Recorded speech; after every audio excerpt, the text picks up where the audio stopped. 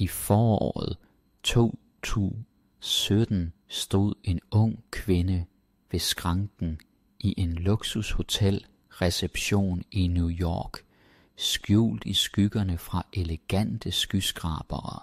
Hendes bevægelser var beslutsomme, hendes blik selvsikkert, og hendes tøj passede perfekt til omgivelserne.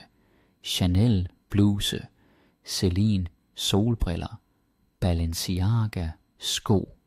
Personalet kiggede dog stadig mere forvirret på hinanden, da kvindens kreditkort blev afvist igen og igen. Regningen løb allerede op i flere tusinde dollars, og tålmodigheden svandt. Kvinden sagde dog kun et navn, som om det var en selvfølge, at alle kendte det: Anna Delvey. Ingen anede, at de i dette øjeblik stod midt i en af verdens største svindelnumre. Anna Delveys navn vil snart blive kendt over hele verden, men ikke af de grunde, hun havde ønsket. For Anna Delvey eksisterer faktisk ikke. Det rigtige navn er Anna Sorokin. Hun blev født i Rusland i 1991 i en lille by nær Moskva. Hendes familie, hendes far var lastbilchauffør, og hendes mor drev en lille butik, flyttede til Tyskland i midten af 1990'erne til Remscheid. Anna voksede op der, gik i tysk skole, men følte sig altid som en outsider. Hun var hverken aristokrat eller millionærarving, men allerede som ung blev hun fascineret af de rige folks verden, glansen og luksusen. Og hun lærte én ting: hvis du er selvsikker nok og spiller din rolle godt, kan du få enhver til at tro på hvad som helst. Anna flyttede til New York og satte sig et eneste mål: at integrere sig i eliten. Hun havde ingen forbindelser, ingen penge, kun en veludviklet drømmeidentitet og en uendelig dristig plan. Hun begyndte at skabe sin nye identitet: Anna Delvey, den mystiske tyske arving. Hun sagde til alle, at hun var datter af en meget rig familie, der snart ville arve, men pengene var lige nu på en schweizisk konto, og på grund af en teknisk hindring kunne hun ikke få adgang til dem. Hendes historie var detaljeret udarbejdet.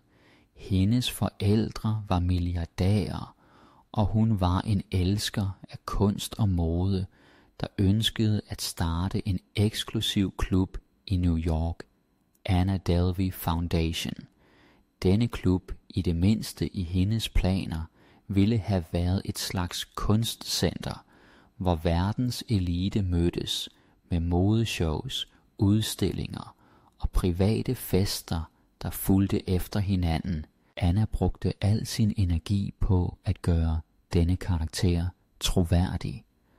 Hun bar altid de dyreste tøj, spiste middag på de sejeste restauranter og søgte selskab med de mest indflydelsesrige mennesker.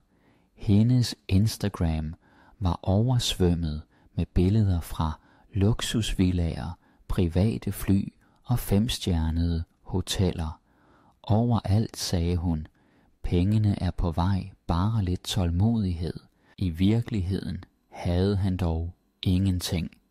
Han betalte aldrig for de hotelværelser, han boede i. Ved slutningen af middagen sagde han enten, at han ville overføre pengene, eller han lod simpelthen regningen gå videre til andre. Han spillede sin rolle så overbevisende, at selv de rigeste troede på, at han var en af dem. As Anna Delvey Foundations idé var, hun kontaktede banker, investorer og ejendomsmæglere for at forsøge at skaffe et lån på $20 millioner. Hun præsenterede falske dokumenter, fiktive e-mails og opdigtede advokater for at overbevise dem om, at pengene kun var et stræk væk. Bankfolkene, der havde set igennem nogle af verdens største svindelnumre, troede nu på en ung kvindes ord. Anna lagde mærke til hver detalje. Hendes stil var upåklagelig, hendes opførsel selvsikker, og hendes historie var altid konsekvent. Hvis nogen tvivlede, gjorde hun det kun endnu mere klart. Ved du, hvem jeg er? Jeg er Anna Delvey. Og folk troede på hende, for i de rige menneskers verden betyder udseendet ofte mere end virkeligheden. I den perfekt konstruerede verden begyndte de første revner langsomt at vise sig. Hendes venner, som inkluderede journalister, kunstnere og PR-specialister, oplevede stadig mærkeligere ting. Anna inviterede dem en gang til en luksusferie i Marokko, hvor de boede på et 5-stjernet hotel med personale, private ture, alt hvad hjertet kunne begære. Men da det blev tid til at betale, forsvandt Anna pludselig, og den samlede regning på $62.000 blev efterladt til en anden kvinde, Rachel Williams, som arbejdede for Vanity Fair. Rachel forsøgte i flere måneder at få sine penge tilbage, men Anna lovede altid bare. Et hotel begyndte at blive mistænksomt. Hun flyttede fra det ene sted til det andet, og overalt sagde hun, at pengene var på vej, men efter et stykke tid troede de ikke længere på hende. Der var steder, hvor de bogstaveligt talt smed hende ud sammen med hendes tøj. Hendes navn dukkede op på flere og flere sorte lister, men Anna fandt altid nye steder, nye mennesker, som hun kunne overbevise. I mellemtiden forsøgte han også at overtale bankerne til at give ham millionlån uden sikkerhed. Han præsenterede falske kontoudtog og advokatbreve, og han fremlagde sin historie så overbevisende, at nogle banker faktisk næsten overførte pengene til ham. Men til sidst kom der altid noget i vejen. Et manglende dokument, en mistænksom sagsbehandler, et udeblevet telefonopkald. Myndighederne begyndte først at efterforske med mistanke om svindel, men efterhånden som flere ofre meldte sig, blev det klart. Anna Sorokin, alias Anna Delvey, havde systematisk svindlet alle, der kom i hendes vej. Flybilletter, hoteller, restauranter, modehuse, privatpersoner. Hun havde skadet alle i millionklassen. I 2018 blev hun endelig anholdt. Før retssagen insisterede hun på stilen. Hun hyrede en stylist for at sikre, at hun hver dag dukkede op i perfekt påklædning i retten. Pressen overvågede hver af hendes optrædener, og der opstod memes og fansider om hende på sociale medier. Anna Delvey, den bedrageriske arving, blev en ægte berømthed.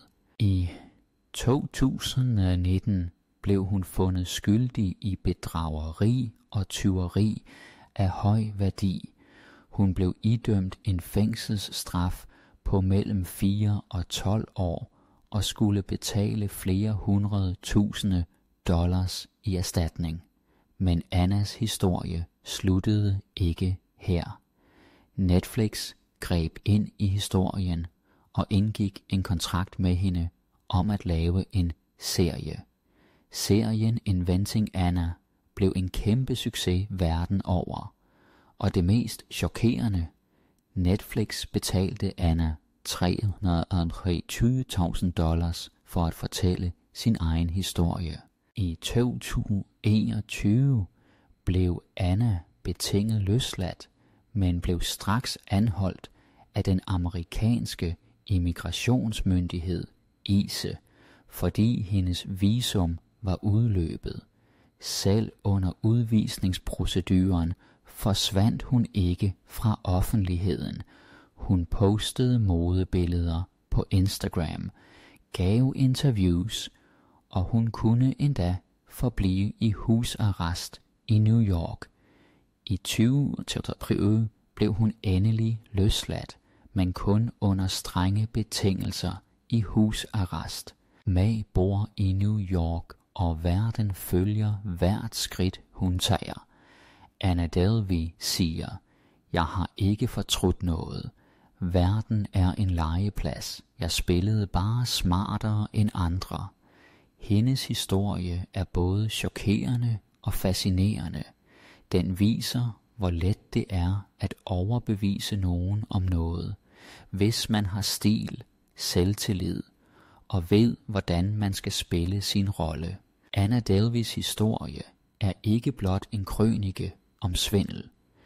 Denne historie handler om, hvor illusorisk den rige verden er, og hvor let den kan manipuleres. Samfundet har en tendens til at tro på alt, hvad det ser, især hvis det præsenteres på en glitrende, moderigtig og selvsikker måde. Anna Sorokin oplevede på egen krop, at det nogle gange er vigtigere, hvordan tingene ser ud, end hvad der er virkeligheden, og at de største svindlere også kan sidde ved de bedste borde. Hvad betyder det egentlig at være rig? En bankkonto, saldo, en familiearv? Eller er det nok med det rigtige navn, det perfekte tøj, den selvsikre optræden? Anna Delveys historie viser, at man nogle gange i verdens mest eksklusive kredse kun har brug for en god historie, et falsk dokument og nogle velvalgte venner for at nå til tops, i det mindste i en periode. Moralen: lad os ikke tro på alt, hvad vi ser. De rige lever i en verden fyldt med illusioner, og nogle gange er de største svindlere dem, der bedst kan spille deres rolle. Anna Delvey eller Anna Sorokin har for evigt skrevet sig ind i den moderne svindelhistorie. Hendes navn er knyttet til en af de mest skamløse, mest dristige bedragerier, vi nogensinde har set. Spørgsmålet forbliver åbent. Var hun kun en svindler eller et ikon for en æra, der pegede på den sociale elites hykleri? En ting er sikker: Anna Delveys navn vil forblive hos os i lang tid som en af de største myter i den moderne tid. Og måske var det hendes sande mål, at alle skulle kende hendes navn, selvom det ikke var sandheden. Som hun sagde, verden er en legeplads. Jeg spillede bare smartere end andre. Det er helt til jer.